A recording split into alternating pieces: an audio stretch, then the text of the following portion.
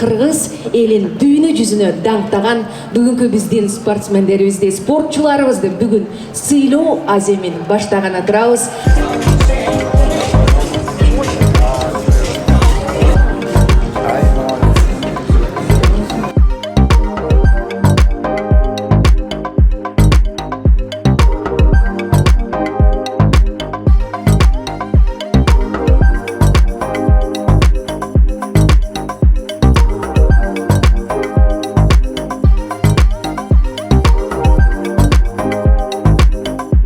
Что спорт является основным направлением, которым нужно поддерживать.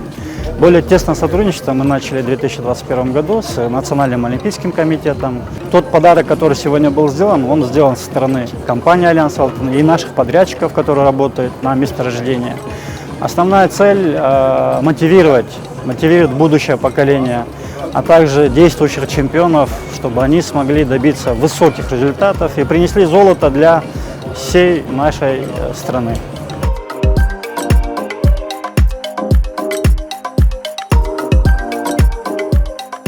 Чогуу иштешип атканыбызга бир жылдай болуп калды.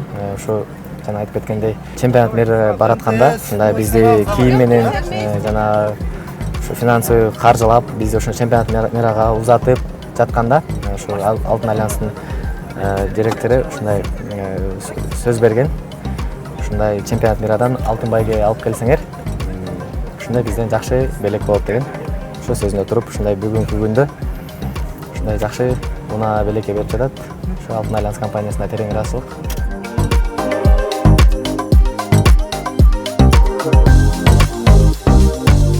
Бүгүнкү иш-чара жөнүндө айта кетсем, биз үчүн абдан жакшы күн болуп турат. Альянс Алтын компаниясы бизге демирчи болуп жатканына ошо бир жылдын жүзү болоюн деп калды.